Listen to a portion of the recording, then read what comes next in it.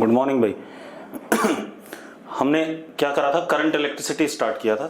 ठीक है, हमने कल सिलिंड्रिकल कंडक्टर के लिए करंट डिराइव किया था when it is connected across battery. ठीक है, तो जरा एक बार फिर से देख लेते हैं।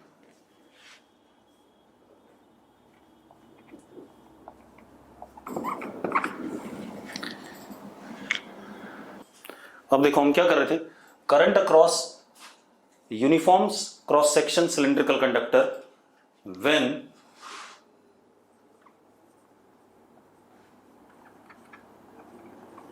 connected to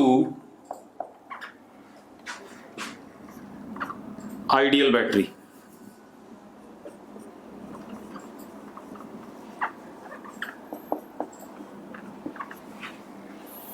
हमारे पास एक ये यूनिफॉर्म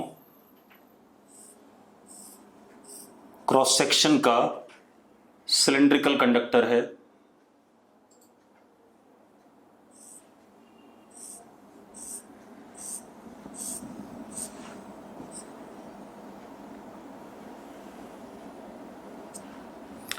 लेंथ इसकी L है, area of cross section A which is uniform. इसको हमने बैटरी से कनेक्ट करा E। अब हमने कल एक चीज पढ़ ली थी कि हम ये मानेंगे एक्चुअल में ऐसा नहीं होता, हम ये मानेंगे कि हर electron, free electron left to right drift कर रहा है with drift velocity vd। Yes और नो? ऑन एन एवरेज हर फ्री इलेक्ट्रॉन लेफ्ट से राइट की तरफ जा रहा है विद ड्रिफ्ट वेलोसिटी vd। ठीक है, ठीक है। तो इलेक्ट्रिक फील्ड इसके अंदर, लेंथ L है इसकी, इलेक्ट्रिक फील्ड वेक्टर इधर की तरफ होगा।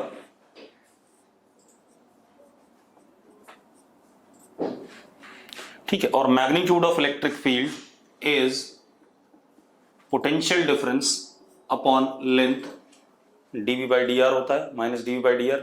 तो मैग्नीट्यूड क्या हो जाएगा, E बाई एल हो जाएगा। कोई दिक्कत नहीं इसमें? अरे यस और नो? चल, अब हर फ्री इलेक्ट्रॉन इधर की तरफ जा रहा होगा। ठीक है, तो किसी मोमेंट पे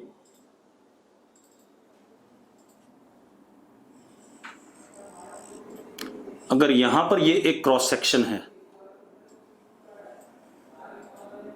कितनी विड्थ का, dx का, यहां से x दूरी पे।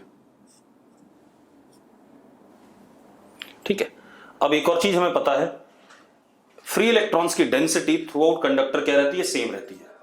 तो मैंने मान लिया small n is number of free electrons पर यूनिट वॉल्यूम।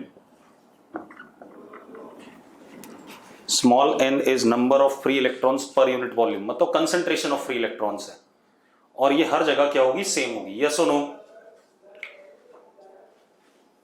यस और नो? हर्षित यस लिख रहा है, बाकी लोग, मिहित यस लिख रहा है। ठीक है, चलो अब देखो, अगर इस क्रॉस सेक्शन को dt टाइम में माइनस dq चार्ज इधर पार कर रहा है, in what time, dt time, तो करंट का डायरेक्शन इधर हो जाएगा, opposite to flow of electrons होता है, हाँ या ना? ठीक है, करंट का डायरेक्शन इधर हो जाएगा, और करंट का मैग्नीट्यूड कितना होगा, I is equal to dq upon dt। ठीक है, I is equal to dq upon dt। ठीक है, अब मेरी बात सुनो, अब ध्यान सुनना। dq is charge which is present in this region and crossing it. ठीक है, इतनी बात। तो चार्ज क्या होगा, number of electrons in that volume. ठीक है, इतनी बात। Number of electrons in that volume is dn into charge of single electron, this would be dq। yes or no?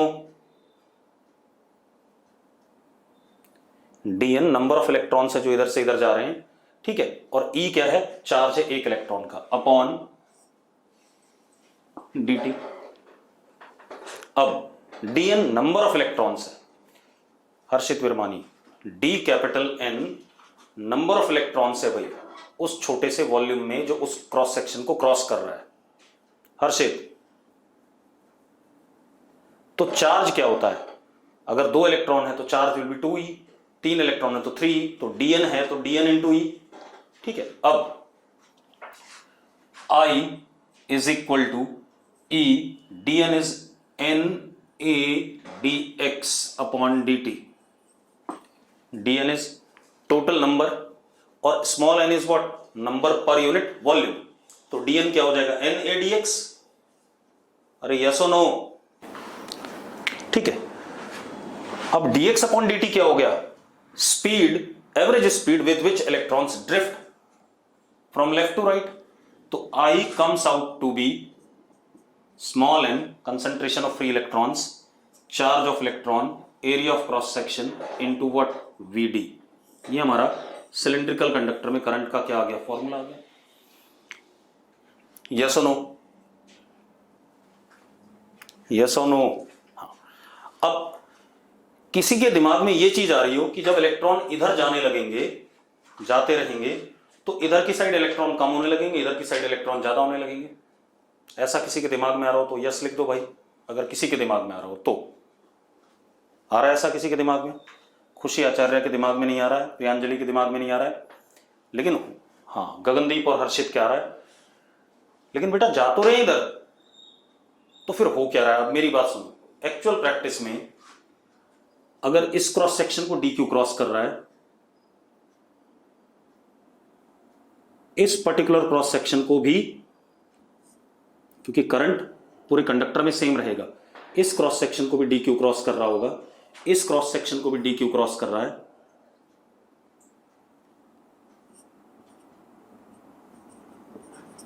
इसका मतलब यह है यहां से माइनस DQ चार्ज आया और इधर माइनस DQ ऐसे गया इनसाइड द बैटरी। मतलब बैटरी अभी भी काम कर रही है, बगैर बैटरी के तो करंट था ही नहीं। एक बात सुनो, जब मैंने शुरू में करा था, बैटरी नहीं लगाई थी, तो क्या करंट था? नहीं था। करंट फ्लो कराने के लिए है कौन रिस्पॉन्सिबल? बैटरी है, पोटेंशियल डिफरेंस। तो बैटरी चार्ज भेजता है, कितना चार्ज भेज रहा है? माइनस DQ भेज रहा है, ठीक है। एक्सटर्नल सर्किट में negative charge from lower to higher, ऐसा हमने पढ़ा था पहले भी, जब पिछले बार बैटरी पढ़ा था हमने कैपेसिटर चैप्टर में, कि एक्सटर्नल सर्किट में नेगेटिव चार्ज बैटरी अपने आप भेजता है from lower to higher. Yes और नो? अब एक बात बताओ, इसका मतलब कंडक्टर पहले न्यूट्रल था, अगर यहां से माइनस DQ निकला तो उसके अंदर यहां से माइनस DQ एंटर कर गया, तो कंडक्टर ओवरऑल अभी भी क्या है? न्यूट्रल है। आप ऐसे समझ लो कि ये कई सारी बॉल लगी हुई हैं कंडक्टर के अंदर, ठीक है।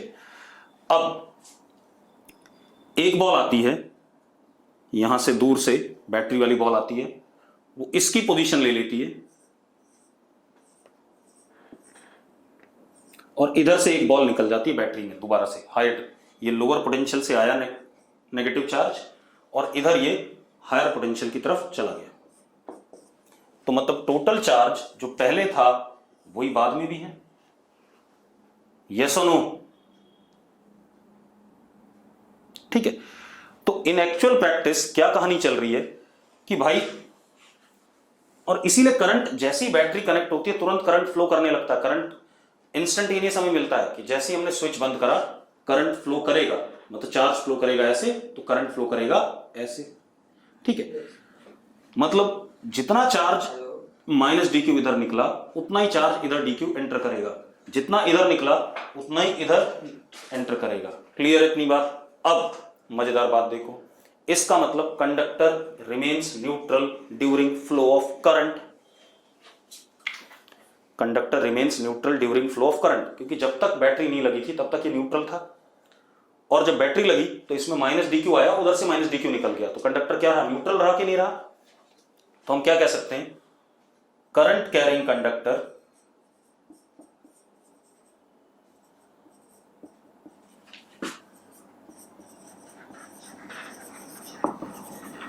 इज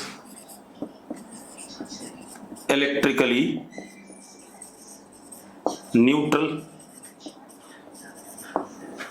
कोई दिक्कत है इसमें?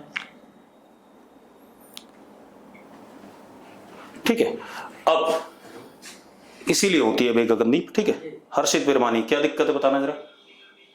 हर्षित कोई क्लियर है? अच्छा, तो current carrying conductor is electrically neutral. दूसरी चीज बेटा, एक और चीज कंक्लूड कर रहे हैं हम कि हर क्रॉस सेक्शन पे number of free electrons crossing cross section, each cross section is what, same. देखो यहां पे डीक्यू, यहां पे डीक्यू, यहां पे डीक्यू, अगर कहीं पर भी कम या ज्यादा होगा तो चार्ज एक्यूमुलेशन की कहानी बनेगी कि नहीं बनेगी? अरे जैसे स्ट्रीमलाइन फ्लो पढ़ते थे, हम कहते थे जो वॉल्यूम पानी का पर सेकंड अंदर एंटर करा उतना ही आगे बाहर निकलेगा। यस और नो? ठीक है, तो हम ये भी कह सकते हैं कि charge crossing any cross section per unit time is same at each cross section। हाँ या ना? Charge crossing any cross section per unit time is same at each cross section. Yes और नो? अब अगर ये बात मैं कह रहा हूं तो करंट भी हर क्रॉस सेक्शन के अक्रॉस सेम है या नहीं?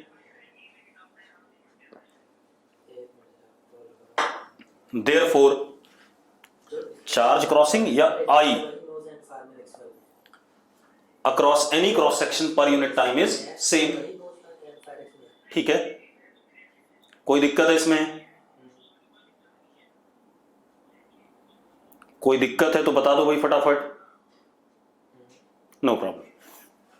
अब तो ये बात हो गई हमारी, हमने क्या क्या सीखा? हमने सीखा कि भाई electrically current carrying conductor neutral होगा और जितना चार्ज एक क्रॉस सेक्शन के across per unit time cross करेगा उतना ही हर क्रॉस सेक्शन के अक्रॉस पर यूनिट टाइम क्या कहते हैं, क्रॉस करेगा। क्लियर है? अगर क्लियर है तो यस लिख दो भाई। चलो अब थोड़ा सा अलग बात करते हैं, रुक जाओ। ये तो हो गया ऐसा कंडक्टर जिसमें क्रॉस सेक्शन यूनिफॉर्म था, एरिया ऑफ क्रॉस सेक्शन हर जगह यूनिफॉर्म था। ठीक है, अब थोड़ा सा अलग बात करते हैं। अब हम क्या करते हैं, अगर conductor non uniform cross section का है तब क्या खेल होता है? अब मेरी बात ध्यान सुनना, इसको जरा इंपॉर्टेंट वे में लेना, क्योंकि यहां पर आकर के अजीबोगरीब कहानी बनती है। क्योंकि हमें 11th-12th में सिर्फ यूनिफॉर्म क्रॉस सेक्शन से एक्सप्लेन किया जाता है, लेकिन कई बार गड़बड़ हो जाती है, उसको ध्यान देते हैं। अच्छा, एक और चीज, ड्यूरिंग करंट फ्लो, देखो इलेक्ट्रोस्टैटिक में हमने क्या पढ़ा है, नहीं लिखूंगा, हमने इलेक्ट्रोस्टैटिक में पढ़ा है कि कंडक्टर के अंदर इलेक्ट्रिक फील्ड 0 होती है। इलेक्ट्रोस्टैटिक चैप्टर में हर सिचुएशन में पढ़ा है कि नहीं पढ़ा हमने? हाँ या ना?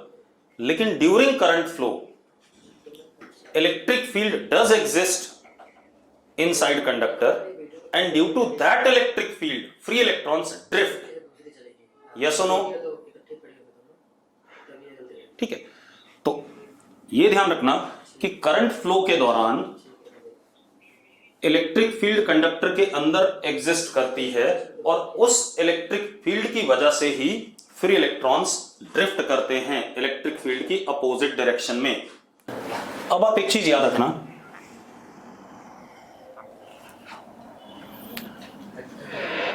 आपको स्ट्रीमलाइन फ्लो पढ़ाया गया है। स्ट्रीमलाइन फ्लो में क्या होता था, अगर आपके पास ये कोई पाइप है, इसमें लिक्विड फ्लो कर रहा है, तो मैंने आपको क्या पढ़ाया हुआ है, लिक्विड फ्लो कर रहा है तो rate of flow of volume per unit time is constant at each and every cross section. हाँ या ना? ठीक है. सेम एनालॉगी हम यहां लेते हैं. अगर ये कंडक्टर है तो I that is dq by dt is constant. Rate of flow of charge across each cross section is constant. Yes or no? यही तो बोला था मैंने अभी थोड़ी देर पहले. ठीक. हर्षित मास कह रहा है. चल मैंने आइडियल लिक्विड कह दिया, खुश हो जा. ठीक है. अब क्या कहानी है? एक और चीज बोली थी मैंने कि इसके अंदर हमारी स्ट्रीम लाइंस बनती हैं और स्ट्रीम लाइंस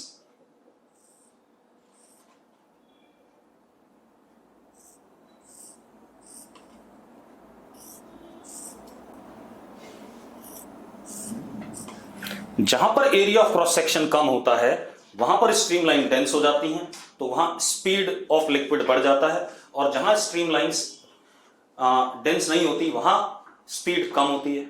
यस और नो? ठीक है. अब जरा एनालॉगी देखना कितनी बढ़िया आती है, क्योंकि जब आप रियल लाइफ में कंडक्टिंग वायर्स देखते हो, जो तारें आपके घर में हैं वो रास्ते में कहीं मुड़ती भी हैं, टेढ़ी मेढ़ी भी होती हैं, हर तरीके से चलती हैं. अभी मैं यहाँ अगर अपने जहाँ पर मैं रिकॉर्डिंग कर रहा हूँ अपने सामने देखूँ तो इतनी सारी तारें इधर उधर मुड़ रखी हैं और सब में करंट फ्लो कर रहा है. ठीक है. टेढ़ी मेढ़ी इधर उधर मुड़ रही हैं तो सब में करंट फ्लो कर रहा है. तो अब देखो जरा, मेरे पास एक कंडक्टर है सपोज ऐसा, और ये कहीं अचानक मुड़ गया और इसमें हमने बैटरी लगा रखी, कहीं पर बैटरी लगा रखी, इसमें करंट इस डायरेक्शन में फ्लो कर रहा था. इसका मतलब, और ये यहां यूनिफॉर्म क्रॉस सेक्शन था यहां तक, इसका मतलब इलेक्ट्रिक फील्ड इधर की तरफ डायरेक्टेड था इसमें.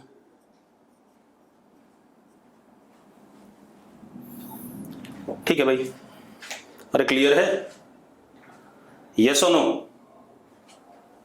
ठीक. अब इसका मतलब जो dq यहां से आ रहा है प्लस dq, अगर माइनस से बात करेंगे तो इधर से आ रहा होगा, और अगर प्लस की बात करें तो इधर से आ रहा होगा. प्लस dq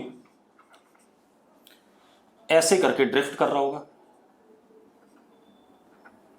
vd वेलोसिटी से. यस और नो? यस और नो?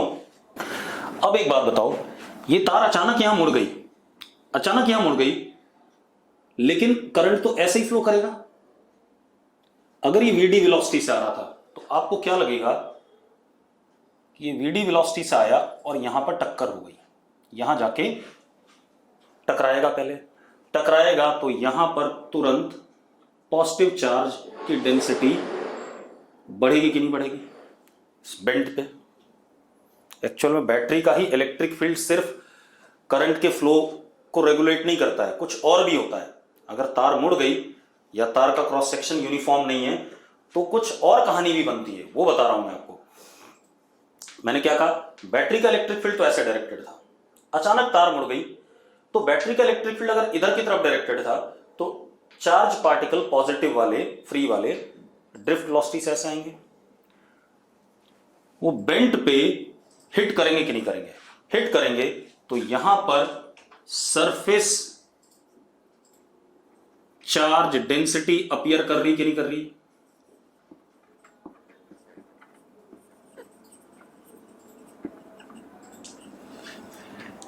अब यहां पर सरफेस चार्ज डेंसिटी अपीयर कर रही है. अब मजेदार बात देखना, अब क्योंकि ये चार्ज dq ऐसे जाना है नीचे की तरफ, तो उसको नीचे कौन ले जाएगा? आप देखो, अब एक इलेक्ट्रिक फील्ड तो आपकी लगाई हुई है बैटरी की, वो ये रही,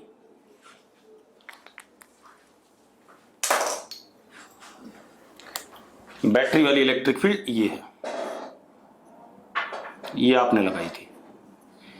एक इलेक्ट्रिक फील्ड, ये जो पॉजिटिव चार्ज आया इधर, उसकी वजह से ऐसे डेवलप हो जाएगी. ई इंड्यूस्ड. अब जो नेट रिजल्टेंट इलेक्ट्रिक फील्ड आ रहा है वो कुछ ऐसा आ रहा है कि नहीं आ रहा है, gradually vector sum of these two. तो ये इलेक्ट्रॉन, सॉरी ये charge particle, positive charge particle gradually ऐसे करके, ऐसे बेंड होकर के ऐसे जाएगा।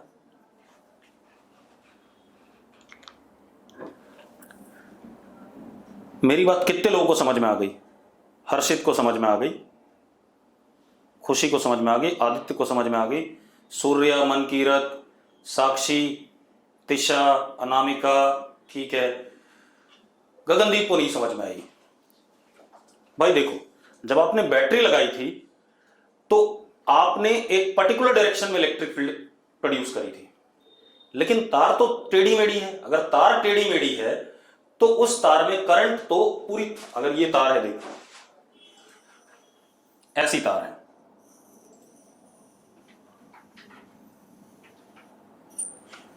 ठीक है, और बैटरी आपने लगा दी जो भी, तो इलेक्ट्रिक फील्ड तो एक बैटरी तो एक पर्टिकुलर डायरेक्शन में ही देगा।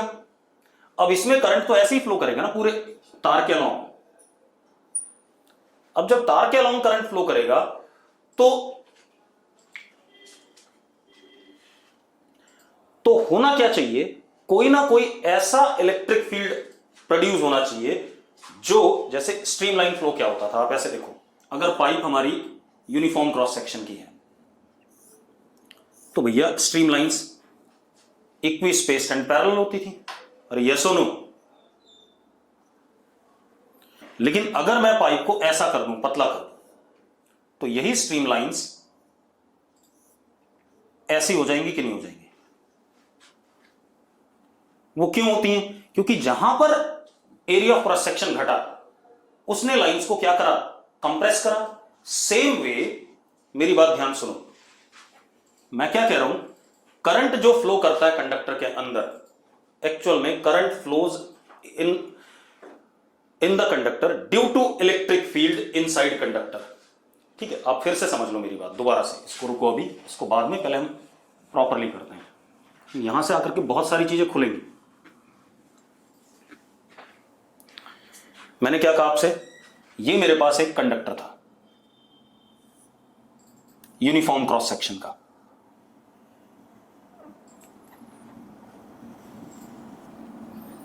अब हमने इसे बैटरी से कनेक्ट कर दिया। अब यहीं पर देखो, ये भी तो कंडक्टिंग वायर है यार, ये कंडक्टिंग वायर है या नहीं? अरे यस और नो? अब ये टेढ़ी मेढ़ी है या नहीं? है टेढ़ी मेढ़ी। तो प्रॉब्लम क्या है, हम इस वायर को पढ़ते ही नहीं है, हालांकि पढ़नी चाहिए ये भी। हमने क्या कहा कि इस कंडक्टर के अंदर इलेक्ट्रिक लाइंस ऑफ फोर्स, मैं दूसरे कलर से बना रहा हूं, रेड कलर से, इलेक्ट्रिक लाइंस ऑफ फोर्स, क्योंकि uniform and uniform cross section का है, तो electric lines of force parallel and equi spaced है।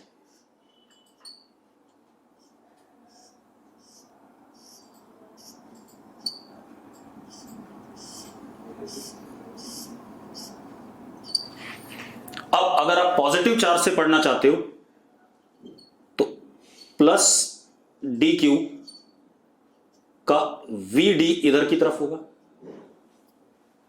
अगर नेगेटिव होगा तो इधर हो जाएगा। हम पॉजिटिव से पढ़ लें, देखो नेगेटिव में हमने क्या पढ़ा था, इलेक्ट्रॉन ऐसे जाते हैं और इधर से निकलते हैं। पॉजिटिव में क्या होगा, उल्टा, इधर से पॉजिटिव चार्ज गया और इधर से निकलेगा। क्लियर है?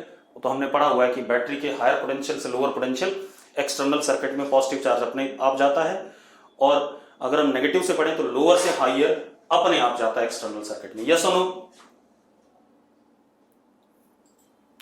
अब एक बात बताओ, इसमें E अंदर कांस्टेंट है या नहीं? बिकॉज ELOF आर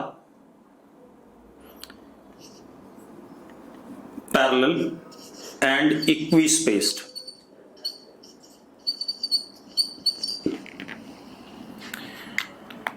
अब मजेदार बात देखो, मजेदार बात ध्यान सुनना, इसका मतलब VD हर जगह कांस्टेंट है इस कंडक्टर के अंदर। हाँ या ना? अरे वीडी हर जगह कांस्टेंट, क्योंकि VD is what? VD is E tau mean E vector, अगर हम पॉजिटिव चार्ज की बात कर रहे हैं, upon mass of positive charge. और अगर हम इलेक्ट्रॉन की बात कर रहे हैं तो इसी के सामने क्या लग जाएगा? हाँ या ना? अरे यस और नो? तो अगर ई कांस्टेंट है और गिवन टेम्परेचर पे कहानी है तो वीडी हर जगह क्या है? फिक्स हो गया कि नहीं हो गया? ठीक है। अब मेरी बात सुनो, अगर मैं इसी कंडक्टर को ऐसा बना दूं,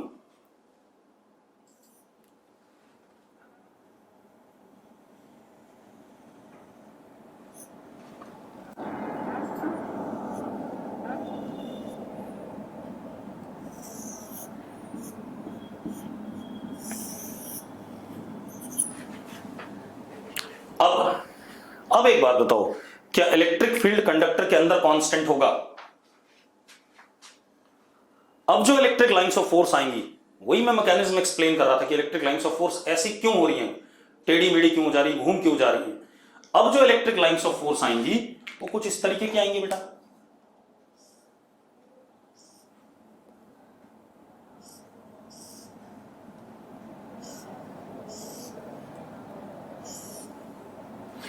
ऐसे आ गई। अब एक बात बताओ, वीडी वेक्टर ऐसा आएगा भाई इस जगह पे, और अगर उसी क्रॉस सेक्शन पे मैं वीडी वेक्टर कहीं और बात करूं तो वो ऐसा आ रहा है, अलग अलग मैग्नीट्यूड भी आ रहा है, अलग अलग डायरेक्शन भी आ रहा है, यस और नो? और डिफरेंट क्रॉस सेक्शन पे भी डिफरेंट है। ठीक है, तो इसी चीज को एक्सप्लेन करने के लिए मैं आपको बता रहा था क्या मैकेनिज्म है कि ऐसा होता है। ठीक है, क्योंकि अगर तार टेढ़ी मेढ़ी है या क्या कहते हैं वेरिएबल क्रॉस सेक्शन की है, तो electric field during current in that conductor is not constant, that is only constant if wire is straight end of uniform cross section. Clear है?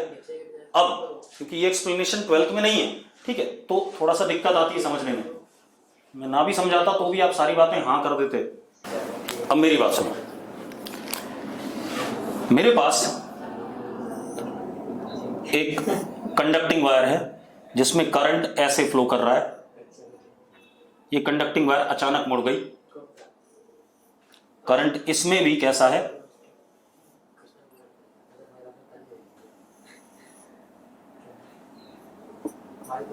ऐसे।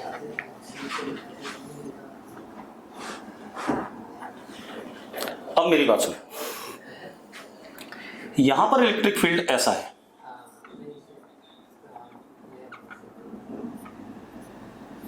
तो जो भी यहां डी क्यूब ट्रेवल कर रहा होगा उसकी वीडी इधर की तरफ होगी। अब क्योंकि करंट इधर की तरफ फ्लो करना है और हमने कहा है कि ड्रिफ्ट वेलोसिटी से इलेक्ट्रॉन्स कंडक्टर के अंदर मूव करते हैं। हालांकि उनका मोशन बड़ा रैंडम होता है, लेकिन हम बाद में जब इलेक्ट्रॉन गैस मॉडल से समझाते हैं तो हम कहते हैं हर मोमेंट पे कोई ना कोई ड्रिफ्ट वेलोसिटी होती है जो कि इलेक्ट्रिक फील्ड के पैरेलल या एंटी पैरेलल, अगर पॉजिटिव चार्ज ले रहे हैं तो पैरेलल, नेगेटिव ले रहे हैं तो एंटी पैरेलल, ठीक है, कि पैरेलल या एंटी पैरेलल होगी और उसके अलोंग चार्ज पार्टिकल हमारा चलेगा। ठीक है, तो जरा देखो, अब अगर करंट देखो, करंट कैसे फ्लो कर रहा है? करंट तो ऐसे है, अगर मैं इसके पाथ की बात करूं, ये वाला चार्ज पार्टिकल ऐसे जा रहा होगा। अब ये ऐसे कैसे जा सकता है? प्रॉब्लम ये कि करंट ऐसा है, although electric field is this way, तो ये कैसे जा सकता है? ये पॉजिटिव चार्ज जब पीछे से आ रहे होंगे तो यहां पर सरफेस पे हिट करेंगे, सरफेस पे हिट करते यहां पर क्या बनेगा? सरफेस चार्ज डेंसिटी अपीयर करेगी। क्या अपीयर करेगी बेटा? Surface charge density. क्लियर है? अब एक मजेदार बात देखो, आपकी इलेक्ट्रिक फील्ड ऐसे है जो आपने लगाई थी बैटरी में, और सरफेस चार्ज डेंसिटी वाली ऐसे आ गई, इंड्यूस्ड वाली। तो नेट इलेक्ट्रिक फील्ड कुछ ऐसा आ गया हमारे पास।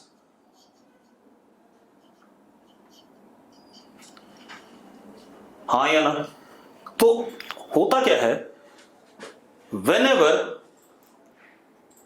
conductor is of non-uniform cross section or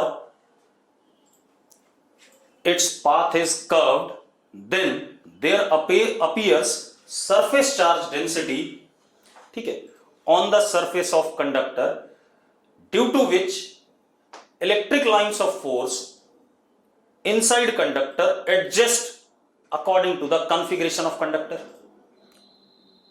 मेरी बात समझ में आई?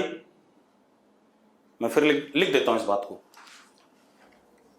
अब जरा देखो, अब ये dq बिल्कुल ऐसे ही चला आएगा, ठीक है, तो मैं लिख देता हूं whenever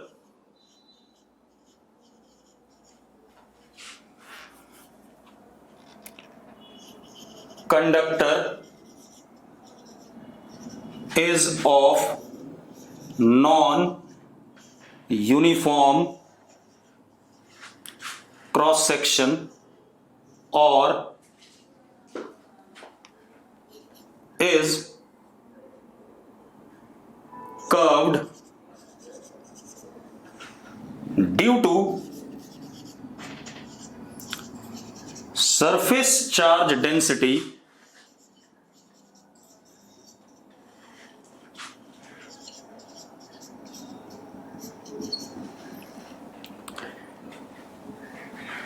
E net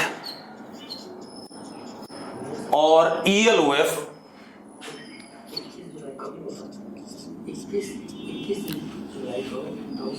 are adjusted such that dq और I across any cross section remains fixed।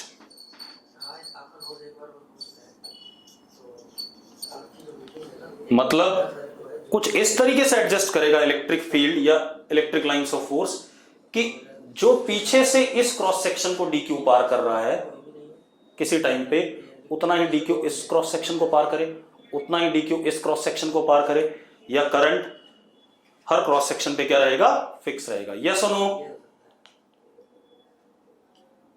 अगर ये बात क्लियर है तो यस लिखो। अब देखो, अगर ये कोई कंडक्टर है, मेरी बात ध्यान सुनना,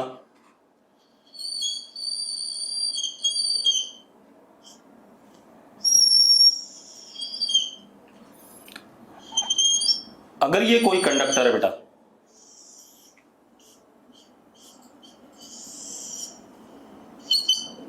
ठीक है, कैसा क्रॉस सेक्शन है, नॉन यूनिफॉर्म।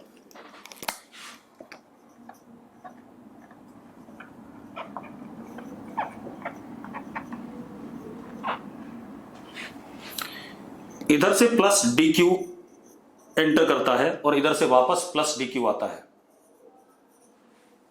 हर मोमेंट पे गया वापस, मतलब current I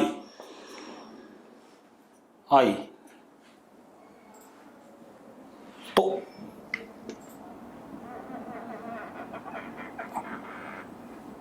cross section A,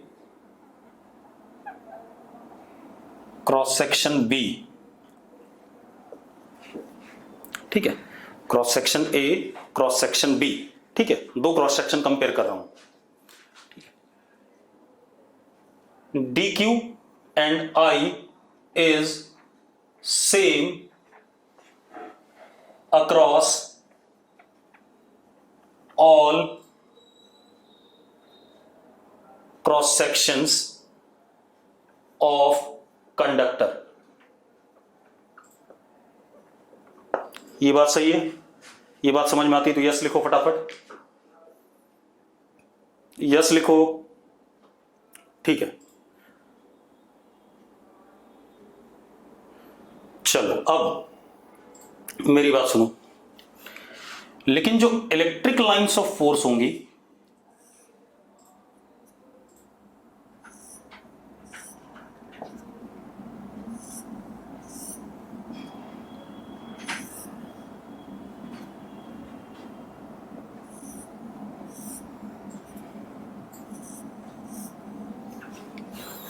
electric lines of force जो होंगी वो डिफरेंट क्रॉस सेक्शन पे डिफरेंट डेंसिटी शो कर रही है कि नहीं कर रही है, पहले बताओ मुझे। Therefore electric field vector is not same at each cross section. बच्चों सही कह रहा हूं मैं? तो मैं क्या कहूंगा, बट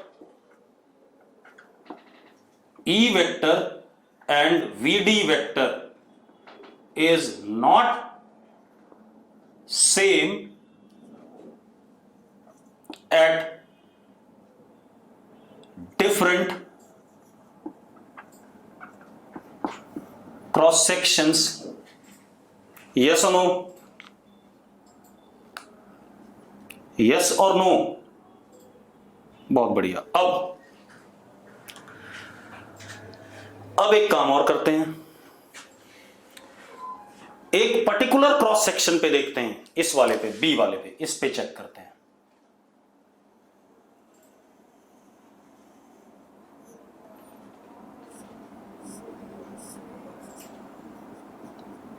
ई वेक्टर ऐसे है और यहां पर ई वेक्टर ऐसे है। क्या ये दोनों सेम है, बराबर है भाई? क्या ये दोनों बराबर है बेटा? हर्षित नो लिख रहा है। अब देखो भाई, ये दोनों सेम नहीं है भाई, दोनों का डायरेक्शन अलग अलग है। और मैग्नीट्यूड पे भी मैं कमेंट नहीं कर सकता मेहत, ठीक है? मैग्नीट्यूड भी अलग अलग हो सकता है, मुझे नहीं पता, ठीक? तो अब हम क्या कह सकते हैं, हम ये कह सकते हैं at given cross section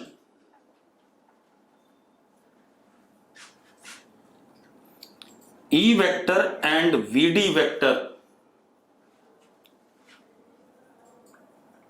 may be different। मैंने 100% नहीं कहा क्योंकि डायग्राम कोई और भी आ सकता है बाद में, ठीक है? इतनी बात तो मैं तो सिर्फ इस एग्जांपल के लिए अगर बात करूं तो बिल्कुल डिफरेंट है, लेकिन अगर कोई और डायग्राम आएगा तो हो सकता है फिर बाद में क्या आ जाए, सेम आ जाए, पैरेलल भी आ जाए और मैग्नीट्यूड भी सेम हो जाए, ठीक है? तो at given cross section ED and VD may be different or may be same। अगर यूनिफॉर्म क्रॉस सेक्शन हो जाएगा तो सेम भी हो जाएगा भाई। यस और नो? भाई इस डायग्राम में तो बिल्कुल डिफरेंट है, ठीक है? लेकिन अगर कोई और डायग्राम बन जाए तो उसमें हो सकता है सेम भी आ जाए, ठीक है? इतनी बात। अब भाई देखो, ये ई वेक्टर इधर, ये ई वेक्टर उधर है, तो डिफरेंट ही है बिल्कुल, ठीक? तो आप कभी ये मत कह देना कि at given cross section I same होता है, क्यू सेम होता है। तो हर, ये तो गिवन पे भी होता है, डिफरेंट पे भी होता है। ई और VD डिफरेंट क्रॉस सेक्शन पे अगर नॉन यूनिफॉर्म का है तो सेम नहीं होंगे, ठीक है? इतनी बात। अगर नॉन यूनिफॉर्म है तो इस क्रॉस सेक्शन और इस क्रॉस सेक्शन का एरिया अलग अलग ही होगा, तो ई और VD सेम नहीं होंगे। लेकिन at a given cross section हो सकता है दो पॉइंट ऐसे आ रहे हो जहां पर ई वेक्टर पैरेलल बन जाता हो और मैग्नीट्यूड में भी सेम आ जाता हो, तो वो डायग्राम बनाने में पता चलेगा कैसा कंडक्टर है, ठीक है? अब ये कहानी आ गई, तो दिमाग में ध्यान रखना कि भाई गिवन क्रॉस सेक्शन पे भी ई और VD अलग अलग होते हैं, हो सकते हैं, ठीक है? इतनी बात। क्योंकि कुछ लोगों के दिमाग में चलता है कि गिवन क्रॉस सेक्शन पे किसी एक पॉइंट पे आपने VD निकाल लिया तो वही VD पूरे क्रॉस सेक्शन पे होगा, गलत बात है, ठीक है? इतनी बात। क्योंकि E and VD, electric field and drift velocity, are microscopic quantities, वो पॉइंट की प्रॉपर्टीज हैं, इसी क्रॉस सेक्शन पे अलग अलग जगह पर अलग अलग हो सकते हैं। यस और no? But I is what? Bulk property, current इस पूरे कंडक्टर और इस बैटरी के कॉन्फ़िगरेशन की प्रॉपर्टी है, ठीक है? इतनी बात। तो I सेम रहेगा, ठीक? अब सुनो भाई, ये कहानी आ गई। अब जरा देखो, अब हम थोड़ा सा आगे बात करते हैं। अब देखो यार, अब हम एक और चीज डिफाइन करेंगे, दैट इज करंट डेंसिटी। चलो पहले तो मैं लिख दूं, E vector and VD are microscopic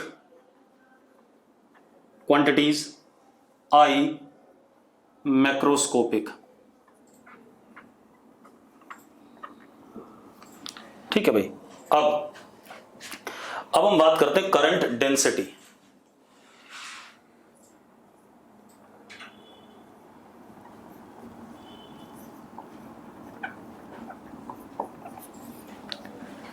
current density is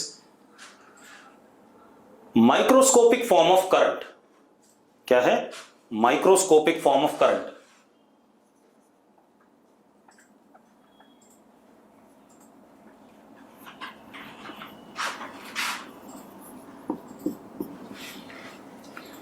ठीक है, अब microscopic form of current, Gagandeep अब कह रहा है जब रावण मर गया, सब कुछ खत्म हो गया, कह रहा करंट हर जगह सेम होगा, हर क्रॉस सेक्शन पे सेम होगा। भाई मैंने बोला हुआ है, ठीक है, और शायद आज के लेक्चर में 10-15 बार बोल दिया गगन।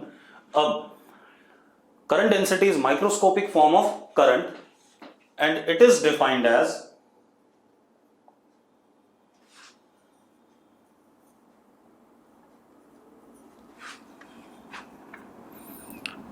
Current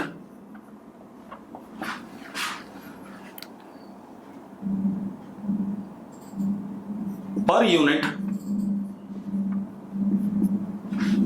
cross section area, per unit cross section area. चलो अभी करते हैं अभी से, ठीक है, इसको जरा डिराइव करने की कोशिश करते हैं। रुक जाओ, अब कल करेंगे इसे डिराइव, क्योंकि ये पूरा 1 घंटे का टॉपिक है और ढंग से करेंगे इसे, क्योंकि यहां से करंट चैप्टर की कहानी लगभग हमारी बन जाती है माइक्रोस्कोपिक फॉर्म की, फिर बाद में तो रेजिस्टेंस वगैरह आ जाते हैं। ठीक है,